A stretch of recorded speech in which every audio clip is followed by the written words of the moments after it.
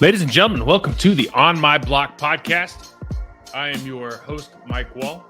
Amon will not be joining us today. By the way, I saw Nick Lucci on the beginning of this little intro we do. Nick Lucci, man, the luchador. Nick Lucci was like a 200, and he'll get mad at me if I say it, like 290-pound fullback. I mean, an absolute savage. And one hell of a chess player, honestly. But AG's moving to Houston. Moving his family out to Houston, I think, as we speak. So, safe travels to you, my friend.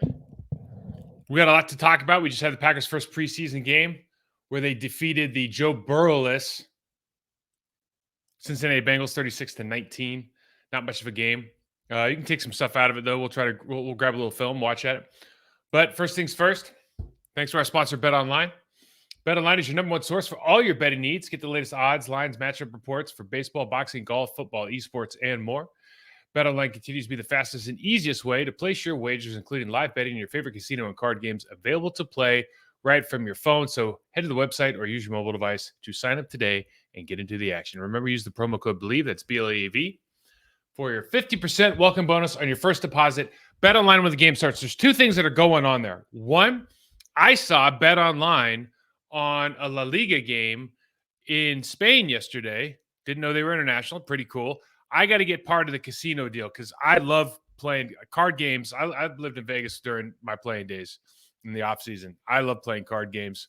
I got to get on that. If anybody has any experience with that, hit me up. Let me know. Listen, so the Bengals, we come out to this game. The Bengals are not playing with Joe Burrow. They're not going to play with a lot of their starters. It's interesting. It's always interesting to see because the Bengals are further ahead right now than the Packers, right? They've got their quarterback who's, in my opinion, the second best quarterback in the league. They've got a great defense. They've obviously got a trio of wide receivers. They got some weapons. They're running back Joe Mixon. The only thing that really they can't figure out is the offensive line, and they've put resources into it. They did again this offseason, picking up Orlando Brown Jr., who I don't think is a great tackle, but is a great teammate and a good tackle, but is the kind of guy you want on your football team. And I think he'll go a long way to help that team. But it's interesting because, are you going to play your starters? How much are you going to play? I mean, Patrick Mahomes is playing in the preseason. Does that mean everybody should be playing? Like if Pat's not playing, I mean, if Patrick Mahomes is playing, why isn't, Trey Henderson out there playing against our Zach Tom or Sam Hubbard playing against Zach Tom, and then Henderson playing against Josh last week and DJ Reader and Elton Jenkins. Why, they get this opportunity to play against each other during the week where it's a controlled environment, something we talked about last week. It's a much better situation for the coaching staff. It's probably a much worse situation for the players because they got to see them multiple times instead of just one day. But now you get these games where, we put out our first team offense against our second team. It looks pretty good. We score a touchdown on the second drive. Things are looking pretty well. We'll go into the tape a little bit. There's some guys that really did play well. We got to see a lot of the players on our first team defense. Kenny Clark wasn't there. Rashawn Gary's obviously coming back. I heard he got at least into like stretch lines or something this week, so that's positive. Joe Alexander, a lot of the guys on the back end maybe aren't necessarily going to get the reps that you as you expect. Evander Campbell, I think, played a series, but it's football. I mean, it's what else is going on TV? Like I sit there and watch it. I sit there and complain about preseason football, and then I just sit there and watch it because it's football and I love it. One thing that I thought was awesome, and I'll just put it up right now. What the hell? One thing I thought was awesome is you look at this, okay? And the first thing you see is you line up at the end zone copy, and you see Tucker Kraft and Luke Musgrave we're in 21 personnel, and that's how we're going to start the 2023 NFL season. Preseason, I don't care. First play, we get 2 tight ends, young guys. These are the guys that are going to be involved in the offense. I'm so excited to see how we use them. You see the speed of Musgrave. These guys have a long way to go as far as being NFL-ready tight ends. They're willing blockers. They're not good. Musgrave is he's not lighting anybody up in the run game yet. But listen, all of this stuff takes time. Play speed, all of this stuff just takes time. And what is exciting about watching the offense, and we'll just start going through it. Let's just go through it now. What's exciting about the offense, I'm just going to throw plays out from the first 2 series, is you can see how we're going to use 21 personnel. You can see how Matt LaFleur is going to change this offense to make it a little more user-friendly for a first-year quarterback and an offensive line that's blocking for a first-year quarterback. Zach Tom is now, if he's not the starting right tackle, he's going to start on this team at one of these positions. He continues to impress me. He looks bigger. I think he's gained 10, 15 pounds. He looks good. Hands are great. He's really good with footwork. I'm excited about Jordan Love. Listen, he had a good start. I don't have his numbers off the top of my head. They scored the second drive. Listen, he played well. There's some throws here that you wish you would have gotten. There's some things he can get better at. Big deal. First preseason game. I'm not expecting him to be a Pro Bowl player. I'm expecting some of these other guys to bring him up. I think the offensive line is going to have a bounce back year. I think Zach Tom being in there. I was just really excited about the way he played in particular. And I'm just super excited about these tight ends, man. I just think, again, we talk about it all the time. The pendulum just swings from one side to the other. Linebackers, they're smaller now. We can get more out of the run game. It's going to be fun. It's going to be a fun year. Let's check this out. Okay, so let's start with the offense.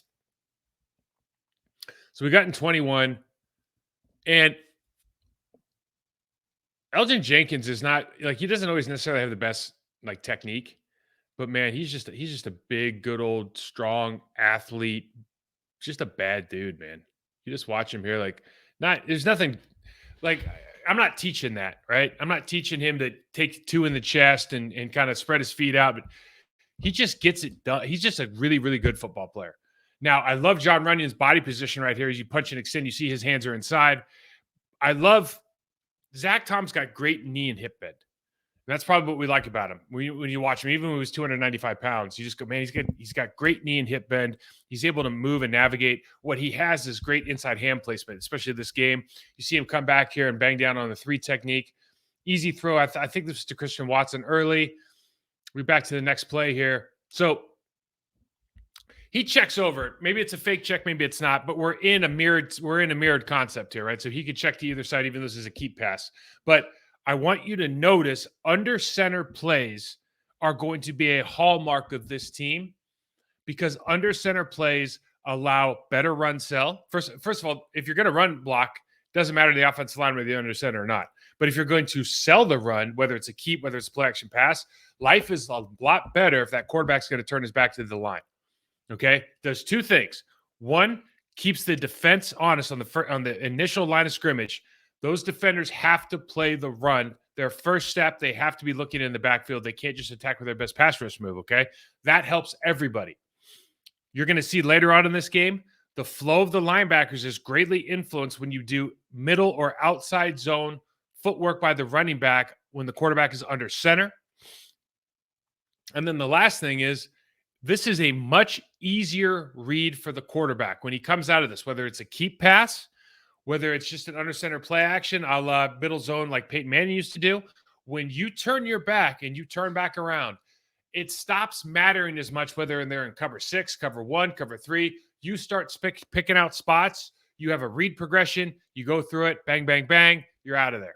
It becomes very simplistic compared to some of the complexity that we see in other offenses, a la Tom Brady, sometimes Aaron Rodgers back in the day because of what he's able to process now at 40 years old. So we see checks over.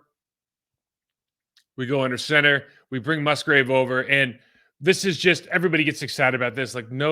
Every tight end on the planet is going to outrun this corner when the corner's going the wrong direction, but you do get to see the athleticism and speed, so we'll just take it for what it is.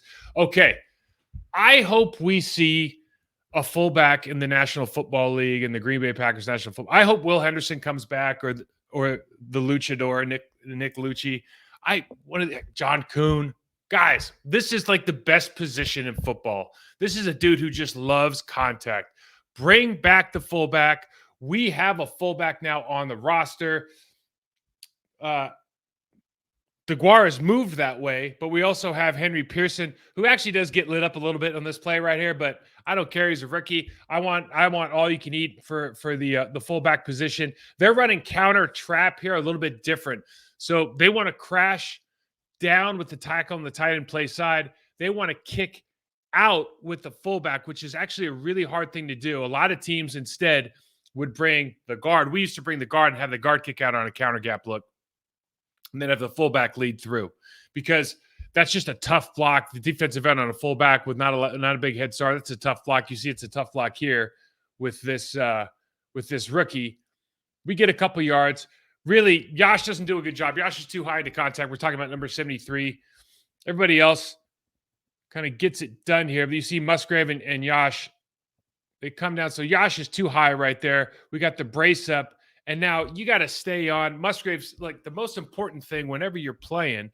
You'd ideally like to get this to go vertical on your third step. So you're pushing, you guys are kind of working on the same level in the same direction. Because right now, if Musgrave tries to rise up for the linebacker,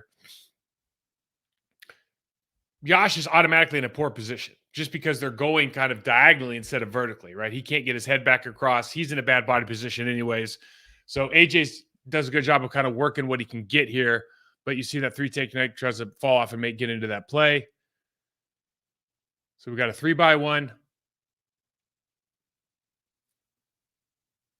Now, this is the play that everybody's looking at.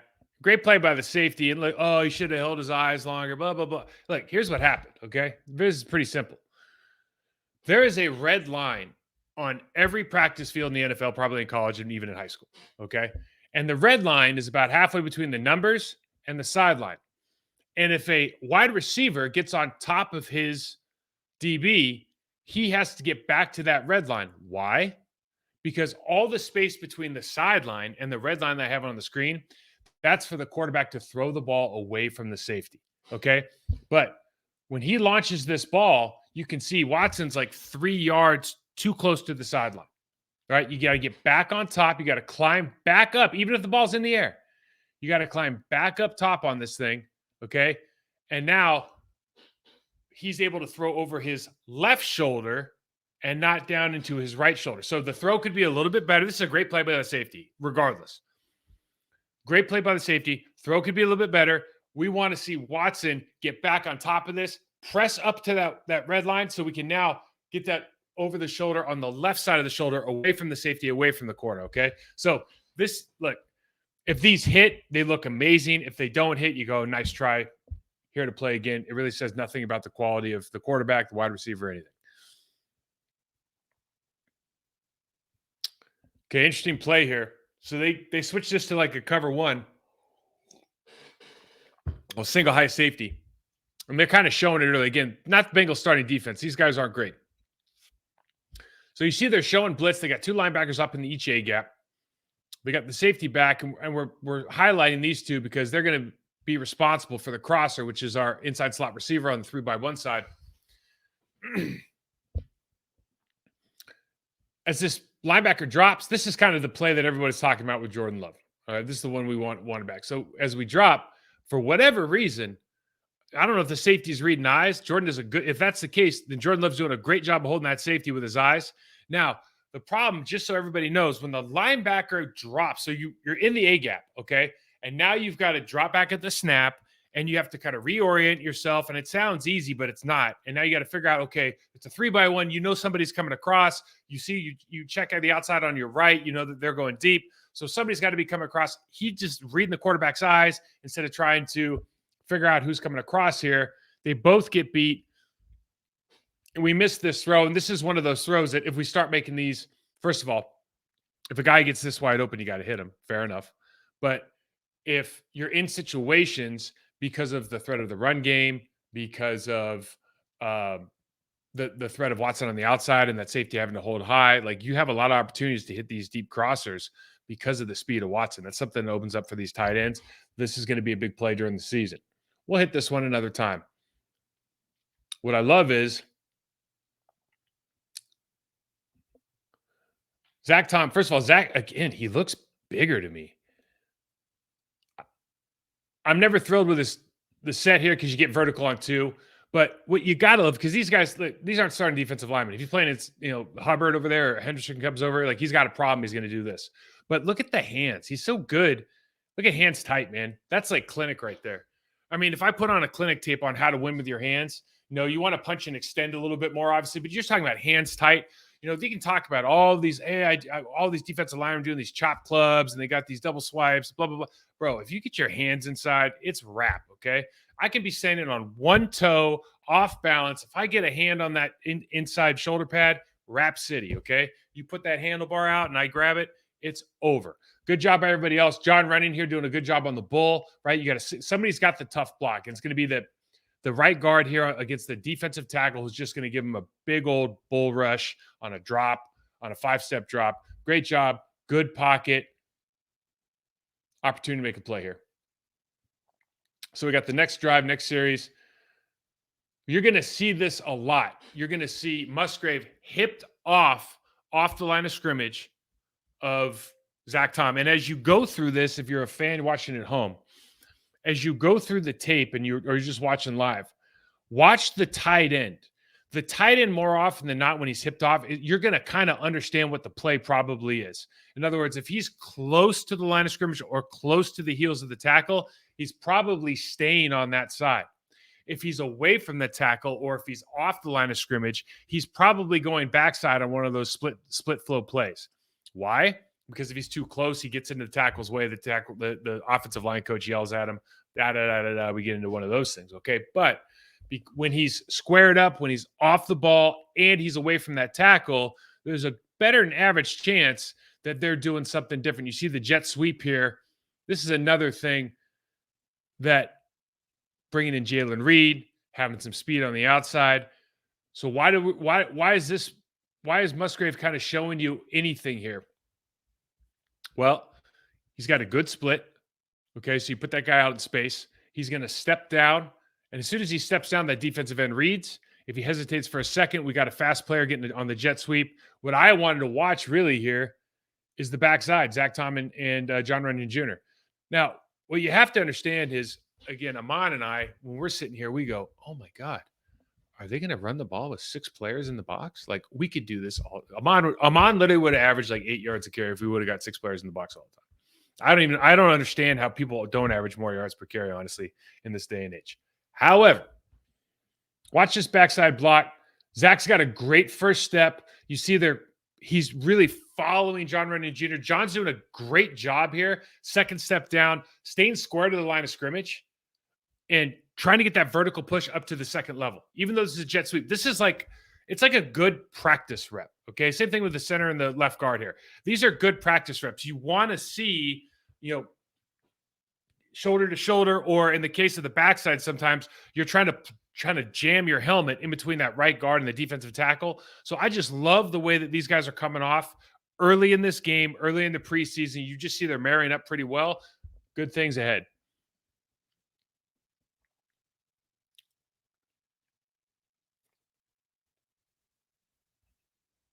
Now, this is the screenplay, and this is where Musgrave's bad blocking kind of gets the better of him because he just gets smoked here. And then when you like try to outside grab and then throw the guy, you throw him right into the damn line of the quarterback. Okay, if you could sit there and like two-hand punch him outside or punch him inside, and not just literally throw him towards the direction of the quarterback because you're trying to grab him outside hands, you probably get this play off. And if you do, you got 2 dudes out there. I mean, this could have been a home run play, okay? And you can say, well, Jordan can throw it this way, throw it that way. The truth is, Musgrave's got to do a better job of helping his quarterback, making that lane clear by not throwing the guy directly behind him.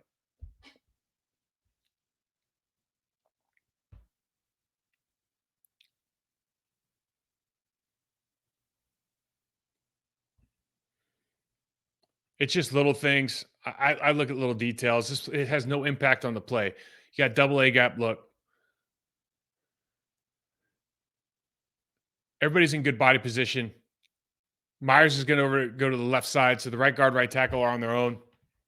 And it's just a simple switch off, and it doesn't even matter in the context of the play.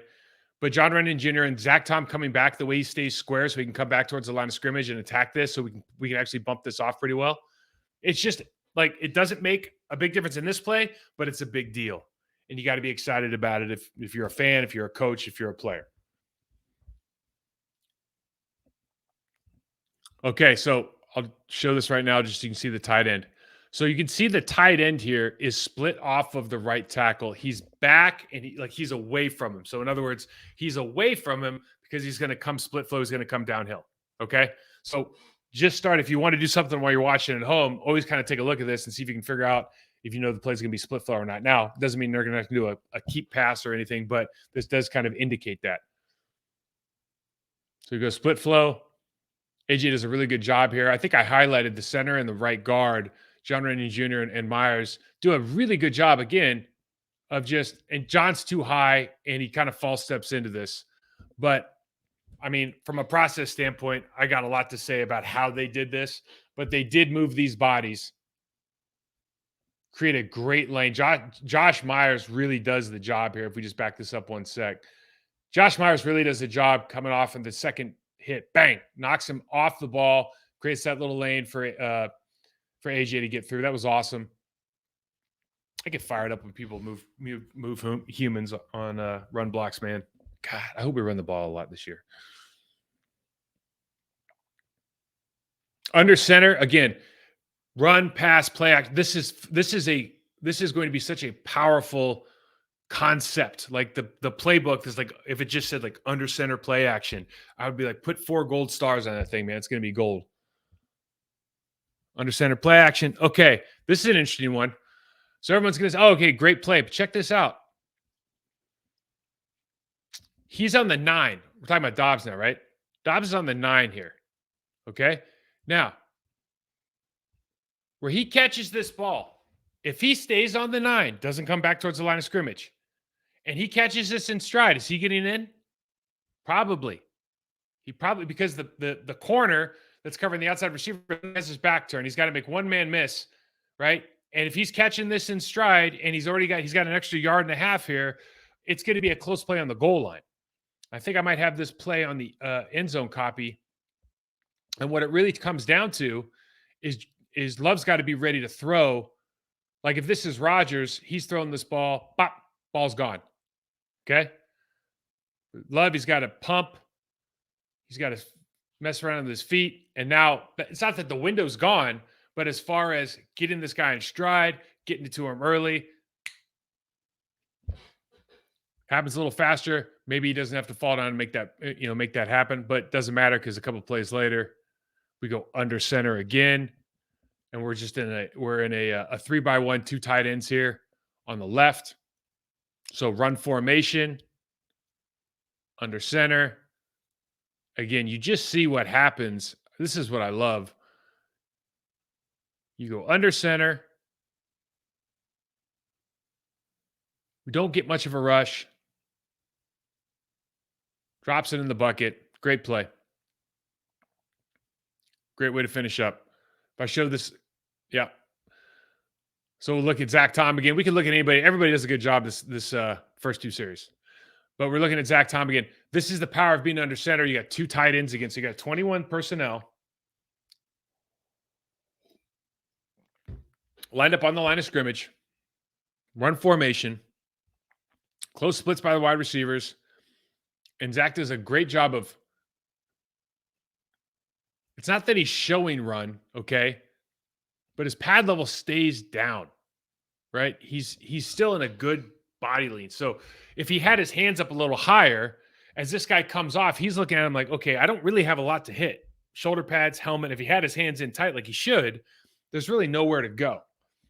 He does a great job of this because he's a natural bender. So as he continues to improve, he can punch and get this guy away, but there's just nothing to bother this Jordan Love. There's just nothing bothering him here.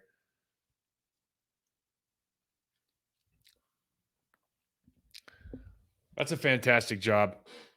Let's look at the defense. I wanted to point out a couple guys on defense in particular today. And first of all, I think TJ Slayton, I don't know how many snaps he had, but he was dominant in this game. Here's a fun thing for O-line coaches. Anybody who's watching who wants to watch O-line. If you see a guy do that with his hands are up like he's going to play patty cake with his 4-year-old daughter, get him off the field if you value your quarterback's life, because this dude's about to get somebody hurt. All right.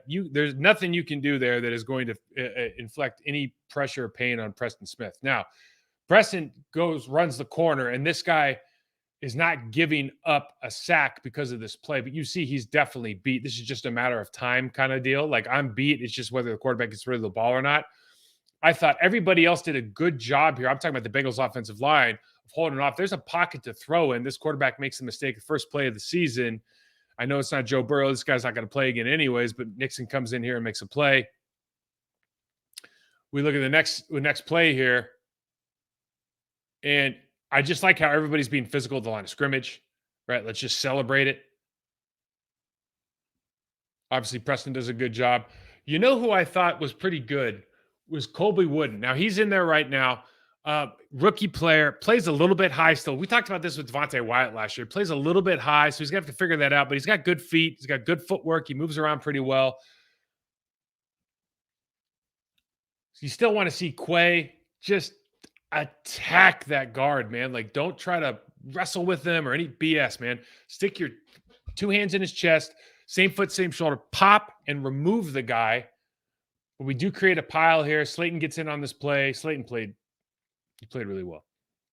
Now, this is a play from Devontae Wyatt. You go, man, they can't gift wrap this easy anymore for you. The center just snaps the ball for no damn reason. Nobody even figures it out. The quarterback's shocked. He's hurt.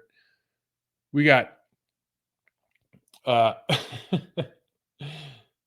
we got Justin Hollins coming making a play because he's drifting to his left, but Devontae back. Devontae unfortunately slips and falls. He had a free shot. Second series, we got a little movement up front. TJ Slayton comes across the center's face, really gums this up. And then I think because of I think Wyatt here sheds the block and gets into this tackle. Love the way he do it, because this isn't something we saw a lot of last year. Okay, so if we're looking for improvement by number 95, okay, tackle comes down. He sinks his hips right there. He's got leverage, inside hands. He's able to shed and get right into this play. Justin Hollins makes plays. He's a football player. I don't know if he's going to be splashy. I don't know if he's going to be a starter or a star, but he is a damn football player, and he can play on this team. Look at Slayton. Slayton just overwhelms this center.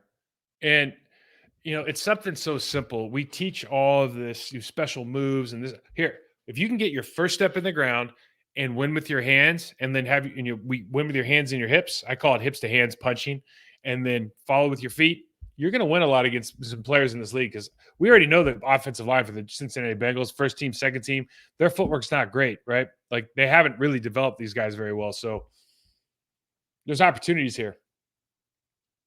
Bang. Gets in on play. I didn't go through every play here. I know they got a first down. So one of my favorite guys on this football team, Isaiah McDuffie from last season, comes in and gets a nice shot. Quarterback sticks in here and makes a good play, actually. Now, what you'd like to see, talking about the rookie now, Wooden, he does a great job there of wiping, because he's just got to get into that A gap. Okay, now, right here, don't spin. Don't spin. Double down. Dip your shoulder or stiff arm this guy. You have his chest. Push him back into that B, and you take the shot. Okay, because you've done everything you need to do. The guy's in trouble. You've got that length. If you just extend your left arm, don't spin. You don't need to spin. No spinning around the quarterback. Only bull rushes. Spin at the line of scrimmage, or I don't know, but only bull rushes from now on. No spinning. Good throw and catch. And now we got Lucas Van Ness over here, number 90. Listen, kid's got a long way to go, okay? Moves are a little bit deliberate. You can kind of tell what he's going to do in his stance.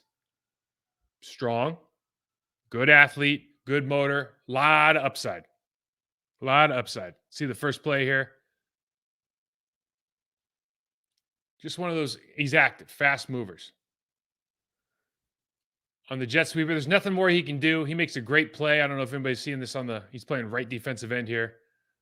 Goes underneath the tackle. Probably got held. Almost made that play. You like the effort. Same thing. I love the. I mean, look at the general chase the ball here. The enthusiasm. Now he's over on the right. Now this angle for him. This is the thing that you don't want to do with first round picks. Okay, or guys with this serious amount of talent. This guy's got a serious amount of talent.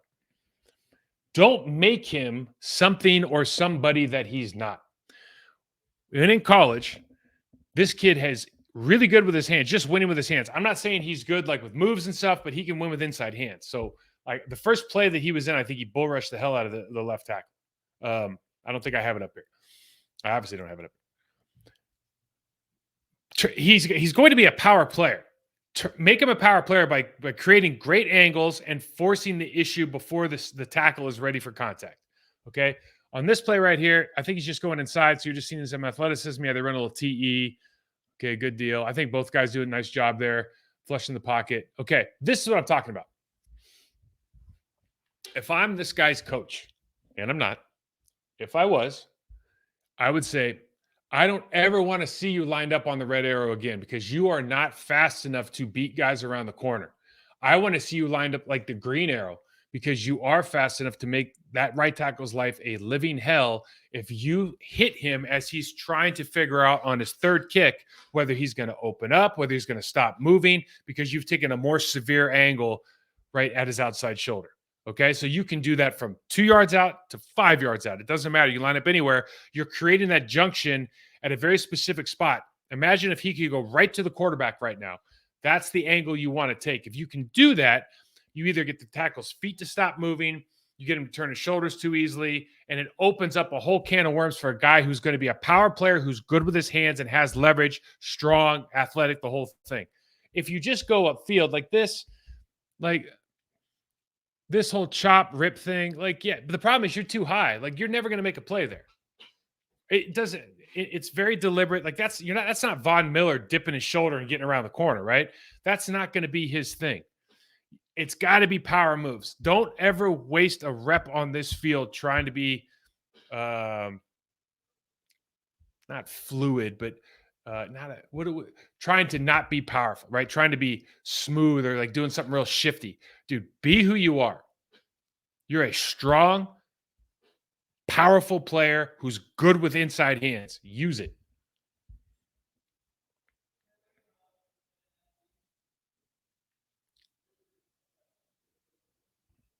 I mean, look at this kid. A little bit unaware, right? I mean, but you just see this like this poor guard. You look at this play, and Van Ness is coming down he's supposed to get kicked out, and he's like, he didn't even care. I mean, this guard just hits the deck. Now, talk about on the secondary. What do we really got to talk about? We can't be missing this 34. I think that's Simone Biles' husband. That's what I'm going to call him until he wins an Olympic medal. But man, we got to make this tackle. He missed a tackle earlier in the game on a stick route that turned into a 20-yard gain as well. Got to make some tackles here if that's him. Yep.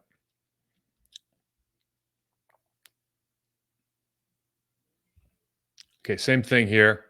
Looking at Van Ness, and again, this is the time of the year that we're kind of looking at this like, is he going to be good this year, next year? I mean, the kid's going to be good, right? If you're from Iowa and you play offensive or defensive line, you're going to be good. That's just how it is. He's going to be good. Okay, we don't need to like debate how good he's going to be, but he's going to be good. He went to Iowa and he plays linebacker or offensive defensive line. You're going to be a good player. It's just how it works. But you're taking too much time to get where you're at. You see, if everybody sees this, it's from the get off, the false step on the get off to the I don't know if this is a wiggle or what we're doing. Just go, man. Just don't be anything but the guy who's going right to that spot. And when I get to that spot, I'm going to work a power. And depending on what that guy does, I'm going to work off something of that. If you do that every play, you're not going to get the quarterback sacked all these times, but you're going to beat that tackle a lot. Love the effort on the ball.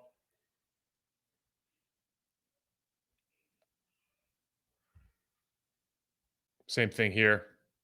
Different angle.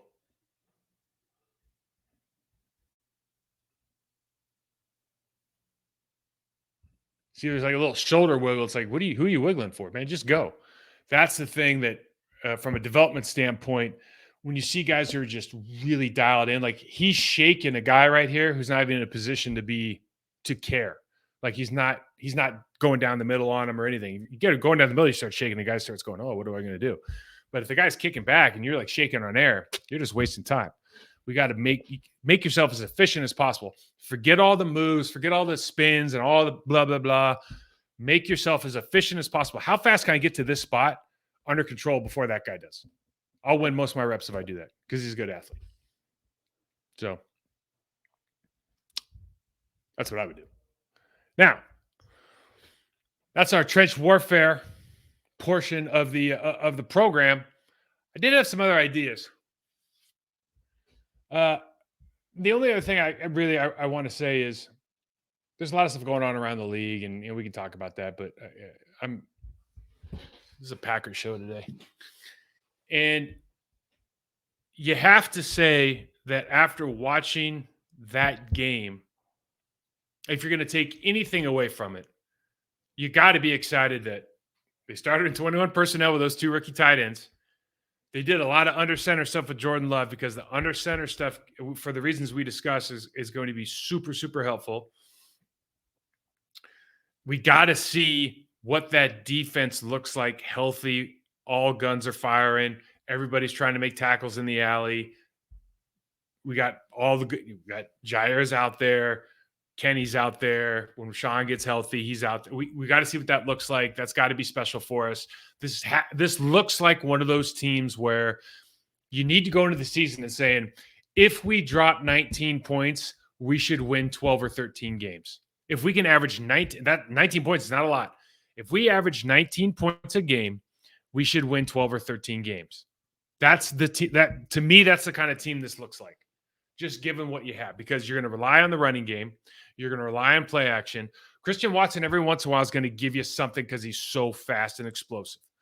But when you have tight ends, you're playing a field position game a little bit more than, maybe Luke Musgrave's running a 4-3 and it doesn't matter. I don't know. But usually you're not seeing, as good as Rob Gronkowski was, you're not seeing him running for 85-yard touchdowns. So you just look at how you're built. Aaron Jones, A.J. Dillon. Offensive line is going to be, I think, better than last year.